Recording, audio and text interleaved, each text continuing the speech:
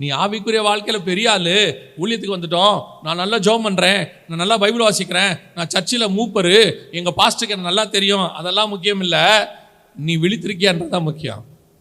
உனக்குள்ளே இருக்கிற குறை என்னன்னு தெரியுமா? உன் என்ன அணைதான் தெரியுமா?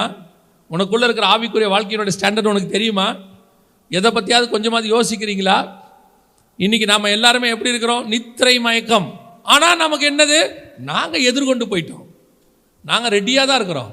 எங்கள் கையில் தீவட்டி இருக்குது. ஆண்டவர் சொன்னார், தீவட்டி இருக்கிறது நல்லது, எண்ணெய் இருக்கிறது நல்லது, விழித்திருக்கிறது அதை விட முக்கியம். அதனால தான் இயேசு சொல்றார், விழித்திருந்து ஜெபம் பண்ணுங்கள். மணவாளனை சந்திக்க ஆயத்தப்படுதல் என்று சொன்னால் என்ன அர்த்தம் அப்படின்னா, நீ வஸ்திரத்தை போட்டுக்கொண்டு எதிர்கொண்டு போவது மட்டும் அல்ல, ரெண்டும் ஒன்று தான். போகாதவனுக்கும் போனவனுக்கும் என்ன வித்தியாசம்? ஒரு குரூப் போச்சு, ஒரு குரூப் போகலை. ஆனால் போகாதவனும் கதவு அடைக்கப்பட்டவன் தான், போயும் கதவு அடைக்கப்பட்ட ஒரு குரூப் இருக்குது. சபைக்கு வராமல் நரகத்துக்கு போகிற ஒரு குரூப் இருக்குது, சபைக்கு வந்தும் கைவிடப்படுகிற ஒரு குரூப் இருக்குது. சர்ச்சுக்கு வந்ததுனால மட்டும் நீங்கள் என்ன செஞ்சிட முடியாது? வருகையில் போயிட முடியும்னு சொல்ல முடியாது. இயேசுவை தெரிஞ்சதுனால மட்டும் வருகையில் போயிடணும்னு சொல்லிட முடியாது. நீங்கள் ஒரு சர்ச்சில் மெம்பராக இருக்கிறதுனால மட்டும் வருகையில் போயிடணும்னு சொல்ல முடியாது. நீங்கள் எதிர்கொண்டு போக புறப்பட்ட கன்னிகைகள், ஆனால் விழித்திருக்கிறவர்களா இருக்கிறீர்களா என்பதுதான் கேள்வி. உங்களுக்கு ஆவிக்குரிய வாழ்க்கையில் ஒரு விழிப்பு இருக்குதா?